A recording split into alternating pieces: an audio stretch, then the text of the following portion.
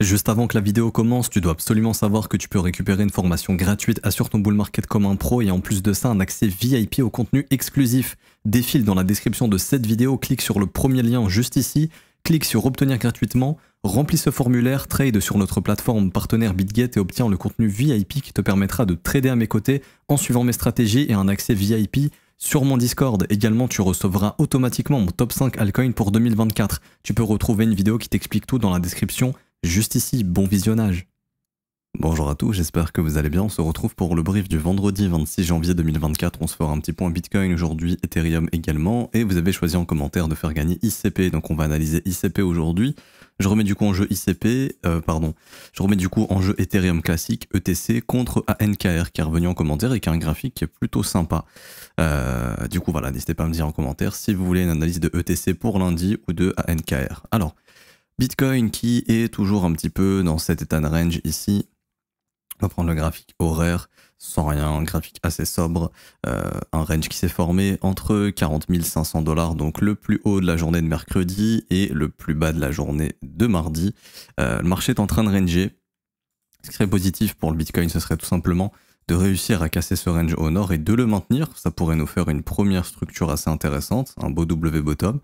Tant que c'est maintenu, c'est plutôt cool. L'objectif, je pense que ce sera au minimum de venir récupérer les stops ici qui sont accumulés au niveau des 42 100 $. Il y a beaucoup de plus hauts journaliers qui n'ont pas été atteints. Donc il y a beaucoup de gens qui ont shorté cette descente et qui sont en train de mettre leur stop loss au-dessus de tous ces plus hauts journaliers. Donc on a le plus haut ici du 22 janvier, le plus haut du 21 janvier, le plus haut du 19 janvier. Donc la zone des 42 200 $ serait une bonne zone à rebond en cas de déclenchement de cette structure haussière. Si jamais on veut poursuivre plus loin dans cette chasse au stop et dans ce squeeze, pour ma part, je pense qu'on pourrait venir récupérer tous les sommets qui sont accumulés ici. Et donc l'objectif, ce serait les 44 000 $. En daily, ça correspond à la zone ici des 43 600 également, là, les derniers sommets, où on aurait pas mal de stop loss dans cette zone d'imbalance ici, si on arrive à bien former le rebond dans cette zone d'imbalance. Ça, c'est pour le prix en cas de rebond. En revanche, vous connaissez la loi du range. On a un range ici dans un range, avec un petit range ici.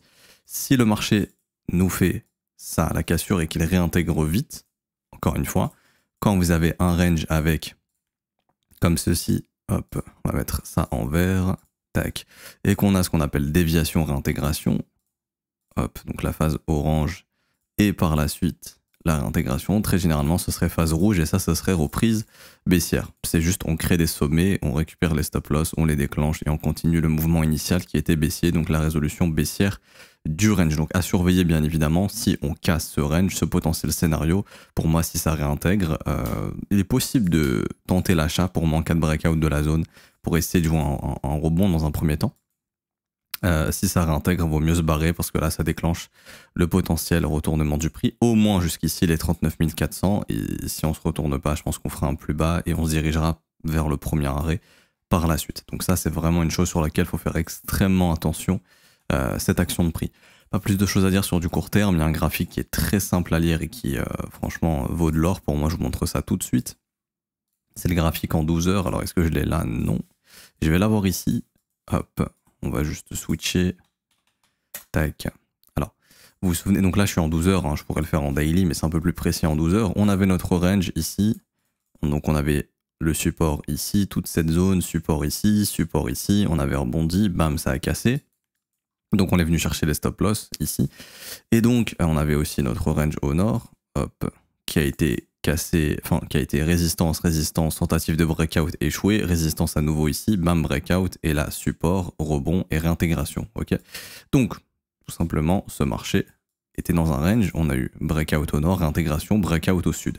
Si ça réintègre, c'est plutôt positif. Donc là le niveau, on voit qu'il est clair, c'est sur le niveau des 40 300 $ pour être précis.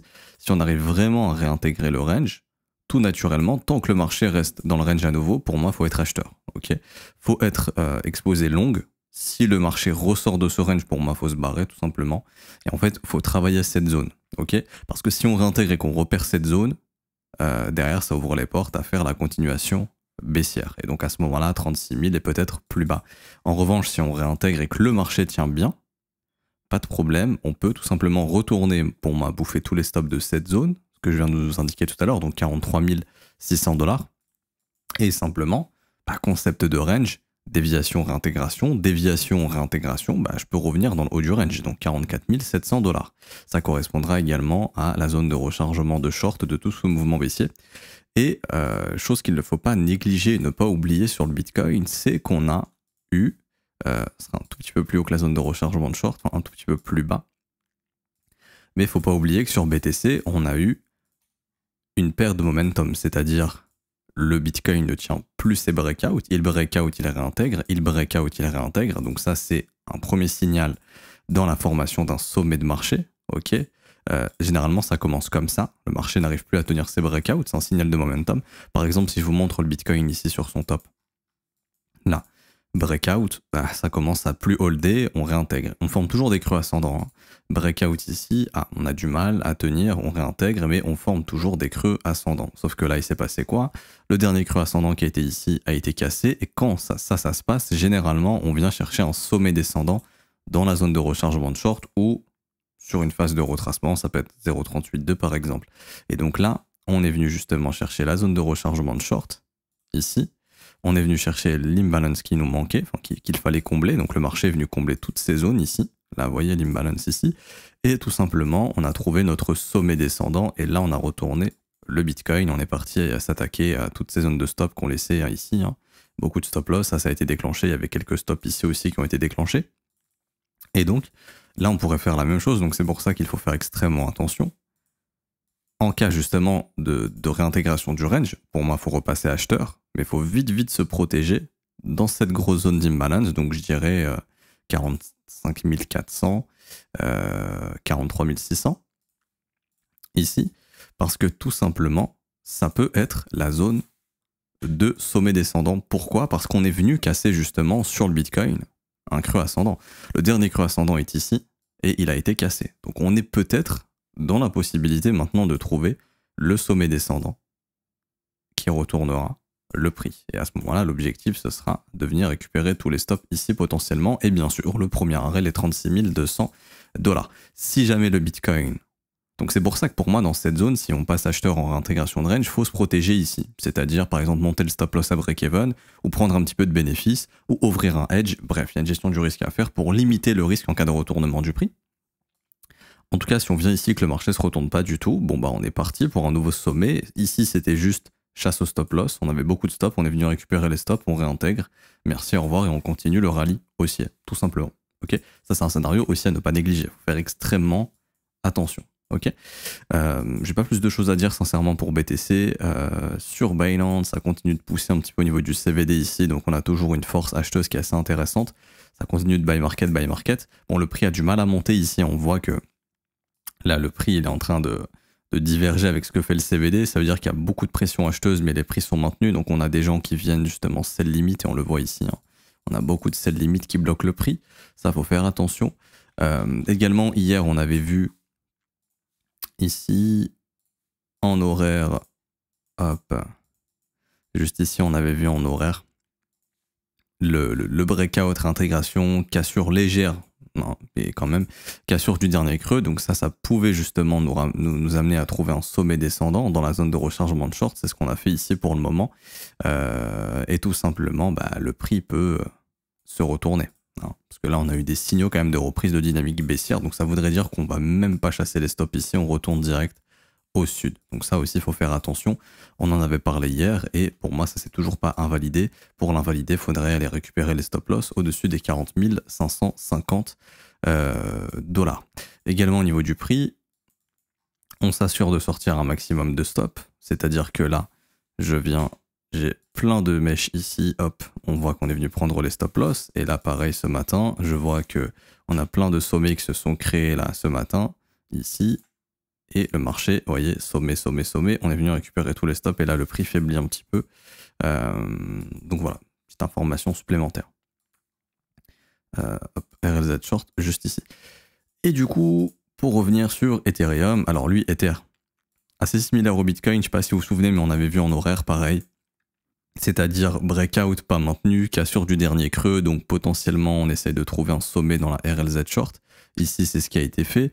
Lui, il est venu mécher et il est venu récupérer tous les stops intermédiaires, sauf le dernier creux. Hein. Donc là, vous voyez, hop, On avait tous les stops intermédiaires ici qui ont été pris, on a pas mal rebondi, plutôt intéressant. Ce qu'il faudrait pareil pour ETH, là on a un range. Pour que ce soit bullish idéalement, ce serait venir chasser ici les plus bas de cette semaine, réintégrer, et là je pense qu'on pourra faire le breakout et lancer un mouvement de retracement. Ça serait pas mal, ok. Faire la déviation au sud pour ensuite aller casser au nord. Donc piéger une bonne dernière fois tous ceux qui ont mis leur stop ici, et bloquer tous les vendeurs qui vont rentrer en mode short continuation baissière, et hop, les prendre en reverse comme ça. En revanche, bien sûr, un range aussi, ça peut très bien casser au sud, c'est-à-dire, bah ici Ethereum il vient, il casse au sud, il réintègre pas du tout, bah là à ce moment-là c'est baissier et continuation baissière, ok. Et à ce moment-là l'objectif il est très simple, on regarde en daily, bah, c'est de revenir tester le bas du range de 1100 $, et pourquoi pas venir aussi tester le premier arrêt 2016 $ et venir chasser les stops sous le dernier creux ici en daily des 2067 $.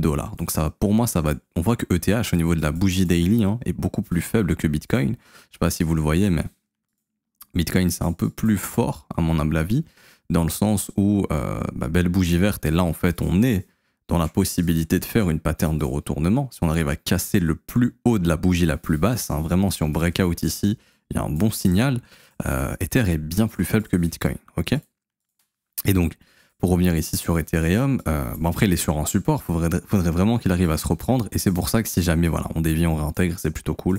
Si on fait par contre au nord, comme ça, et qu'on réintègre, bon bah là ça ouvre les portes à faire une vraie continuation baissière, ça vous connaissez le concept. Faut jamais casser un range au nord et le réintégrer surtout dans un trend baissier, c'est la pire chose à faire. Quand vous avez une tendance baissière comme ça, que le marché forme un range qui break out au nord et qui réintègre, très souvent c'est juste on chasse les stops intermédiaires et là on continue la tendance initiale, ok. Donc ça serait le pire scénario pour Ethereum et ce serait une continuation baissière.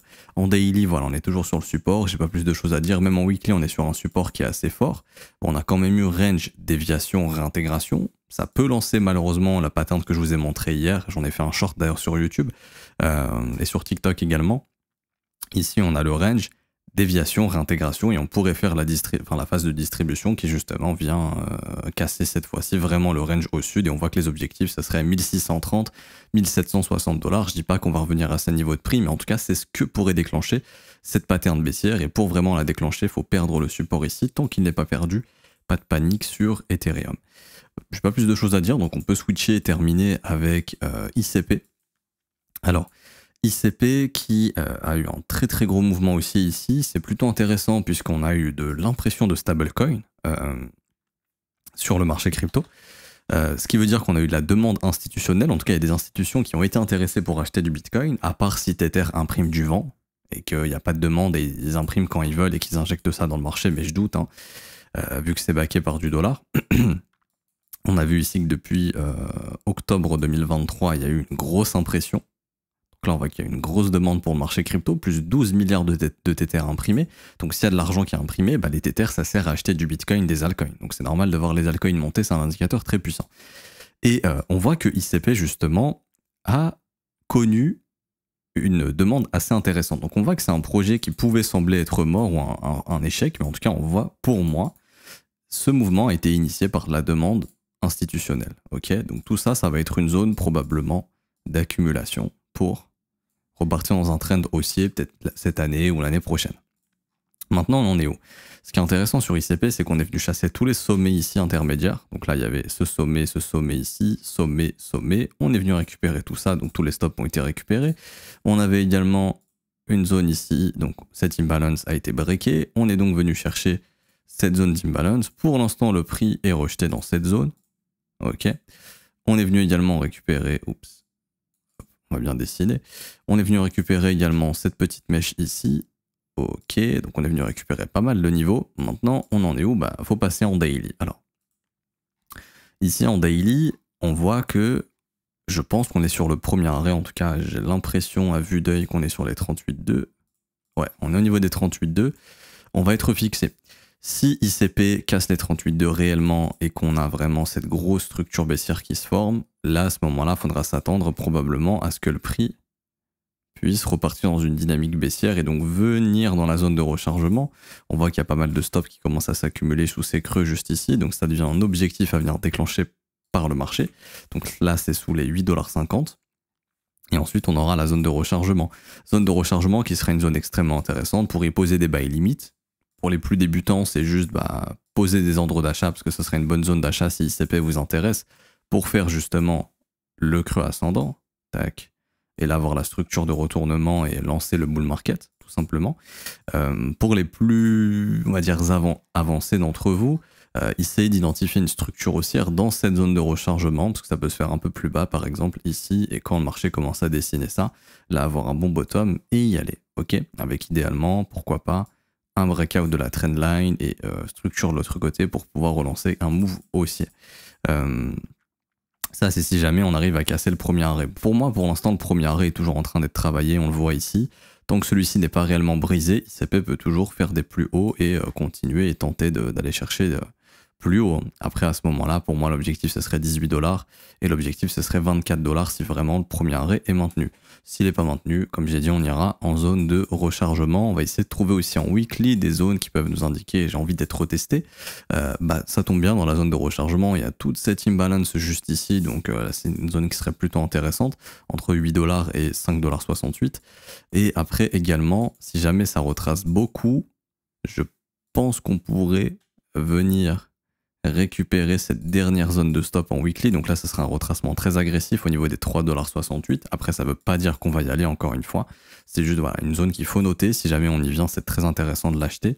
Ce sera un retracement très agressif parce qu'on a laissé cette petite zone d'imbalance ici. Mais surtout, le petit W bottom que vous voyez ici n'a pas connu ce qu'on appelle le wake of check. Donc le marché pourrait y revenir sur un mouvement très baissier, je le reconnais ici, c'est pour ça que je dis pas qu'on y viendra, parce que franchement ça ferait une baisse assez importante, soit moins 70%, si ICP perd moins 70, c'est que ce marché s'est pris un bon moins 50 dans la gueule, et que le Bitcoin est autour des 30 000, peut-être même autour des 25 000, donc là on n'est clairement pas dans ces horizons de prix pour l'instant, ok. Ça encore une fois je le reconnais. C'est pour ça que pour l'instant c'est très peu probable. Ce qui serait le plus probable, c'est juste voilà, un petit nettoyage sous les 8,58 pour venir dans la zone de rechargement, voilà, moins 30, moins 40.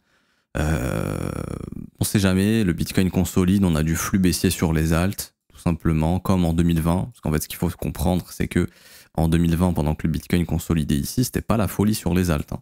C'était même tout le contraire. Là, ça a été la folie sur les alts, sur ce rebond.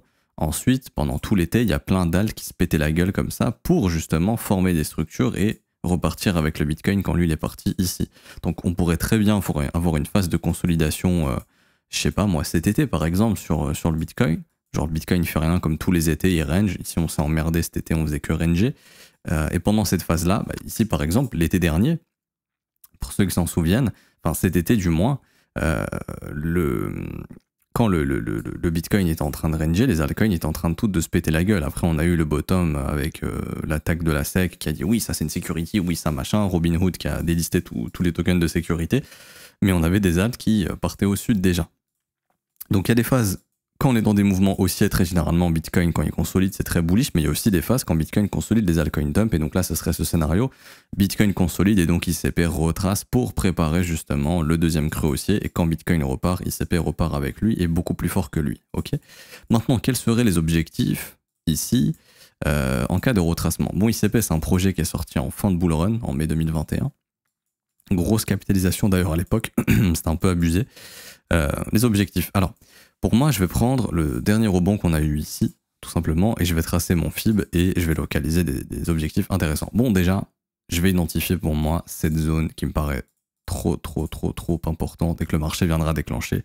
Très probablement, je parle bien de cette zone ici que vous voyez, on a les deux sommets ici, c'est un objectif à venir déclencher, on a cette grosse zone d'imbalance, le marché je pense que le marché testera de combler cette zone tôt ou tard, donc entre 24 et 30 $, perso je pense qu'ICP reviendra, et ça sera une zone de profit. Également au niveau du premier arrêt, pour moi il y a une zone de stop intéressante au-dessus des 38, donc là pareil, un petit profit ici, au niveau des entre 34 et 38 $, ok. Donc 25 $ zone de profit, autour des 35 à 39 $, je dirais zone de profit. Ensuite, s'il arrive à bien continuer son mouvement, je vois que là, il y a une zone hyper intéressante dans la zone de rechargement de short, c'est au-dessus de ces sommets ici, ça serait au niveau des 63 $, ça pour moi c'est un profit. Si jamais vous trouvez qu'il y a un profit qui est trop éloigné de l'autre, c'est-à-dire que passer de 38 à 62 c'est un peu trop, vous pouvez simplement couper la poire en deux et mettre un profit par exemple ici à 46, ça peut se faire. L'objectif c'est de prendre profit sur la montée, hein. Plus un marché s'apprécie, plus on prend des bénéfices. plus on réduit son risque et son exposition à celui-ci. Et tout simplement, si jamais on arrive... Après, l'objectif, ce serait de péter ce sommet au-dessus des 87 $, tout simplement. Donc ça aussi, c'est une zone de profit aux alentours des 87.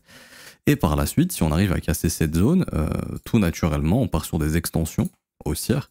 Et là, on pourrait targeter entre 138 et 171 $. Et je pense que ce serait une target correcte en cas de fin de bull run ici sur ICP. Donc, il faudrait commencer à avoir ici une belle structure. Une fois qu'on fait ça, hop, on peut lancer quelque chose d'haussier. Si vraiment ça a beaucoup de jus, pourquoi pas venir récupérer cette petite mèche ici. Et là, ça nous ramène dans la garage zone. Donc entre 139 et 170 $, voilà, ce serait de très très bons objectifs. Ça peut être compliqué parce que là on aura un market cap qui sera assez important. Je sais pas on est à combien de market cap, mais je sais qu'ICP c'est important. Le market cap est assez important d'ICP, on est sur combien? 5 milliards. On serait sur un plus de x10, on serait à 50, entre 50 et 70 milliards. Ouais, ça me semble être une capitalisation réaliste pour ICP. S'il arrive à rester un actif intéressant du prochain cycle, ça pourrait ne pas m'étonner sincèrement. Ça, je trouve pas que c'est des capitalisations abusées honnêtement. Donc ouais, ce serait des objectifs réalistes. Je dis pas qu'on y viendra, mais si vraiment l'intérêt qu'on a eu ici se poursuit et que les institutions sont en train de remplir leur bague, bah ils peuvent pousser le prix après très haut et lancer le FOMO. Hein. Donc ça serait pas impossible. Voilà, j'ai pas plus de choses à dire pour ICP, donc très positif, c'est une grosse phase haussière. Maintenant pour moi, il faut trouver le creux ascendant, c'est très rare là comme ça de partir tout droit en ligne droite, on va trouver un creux de retracement, probablement au courant de l'année 2024, c'est un creux qu'il faudra acheter, qui sera probablement dans la zone de rechargement ou si catastrophe aux alentours des 3 à 4 $. Donc toute cette zone, hein, je vais dire des 8 à 4 $, ça s'achète sur du long terme pour ensuite distribuer ça, 25, 38, 62, petite target intermédiaire, allez 48 $. Ensuite 87 et voilà au-dessus de la TH mettre des profits également intermédiaires si on le souhaite pour distribuer tout ça jusqu'aux 160 $ à peu près tout simplement. Si jamais on y vient, bien sûr je mets des targets hautes et je m'arrêterai là-dessus. Pourquoi? Parce qu'encore une fois le marché peut aller plus haut que ce qu'on pense et c'est dommage par exemple de tout vendre à 60 $ alors qu'on monte à 150, ok? Du coup pour pallier à ça, après ça faut être assez avancé pour pouvoir le faire. Un débutant ça va être plus compliqué pour lui. C'est pour ça qu'il faut que vous vous entraîniez à analyser la dynamique du prix.